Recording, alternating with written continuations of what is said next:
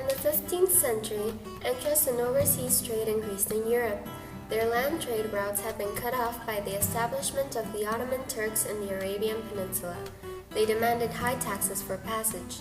Mercantilism was in full bloom, dictating that the prosperity of a nation depended on a large supply of gold and silver. This idea boosted the desire for trade. New technologies like the compass, astrolabe, or the caravel in the Latin sail developed.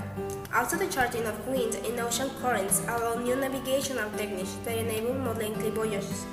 For example, Christopher Columbus came up with the idea of reaching India by sailing west, which he did on 3 caravels. After arriving in America, which he thought was India, he wrote a letter to Santander, the Spanish official who helped him to persuade the monarchs to finance his expedition, where he described his findings. Their Highness may see that I shall give them all the gold they require, if they will give me but a little assistance, spice also, and cotton, as much as their Highnesses shall command to be shipped.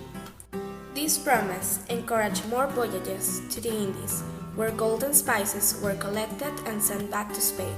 The Portuguese went around the African tip in 1487, which Bartolomeu Diaz named the Cape of Good Hope, creating their own alternate route to India. Also, the Dutch, French, and English began to send explorers to establish colonies. The English established the 13 colonies, and the French took most of what's today's Canada.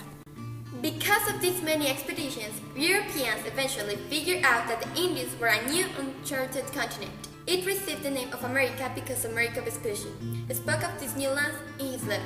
Colonization began, and the Spanish and Portuguese began to fear that one would take the land of the other. This led to the Treaty of Tordesillas, where Spain got to keep the majority of the Americas while Portugal, India.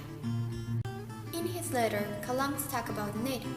I found that they believe that I come from heaven. Slaves, as many of these idolaters as their highness shall command, will be shipped. The Spanish colonized and educated natives in religion through encomiendas, which were used also to force the natives into agricultural labor and others. As more Europeans arrived, consequences like smallpox and harsh labor began to kill the native population, reducing it from 25 million inhabitants to a million in 130 years, over 90% of the population.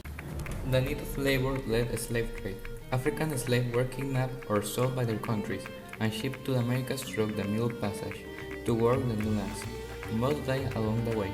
The slave trade was greatly monopolized by the British, who sent over 10,000 voyages back and forth along it. There were very few exceptions to this monopolization, with a combined total of about 450 non-British voyages. Society in America further developed, creating social hierarchies based on the initial, colonial one, with mestizos, mulattos, etc. They adopted Spanish language and culture while mixing it with what was left of their own. The age of explorations turned into an age of colonization and trade, closing one time period in order to begin another.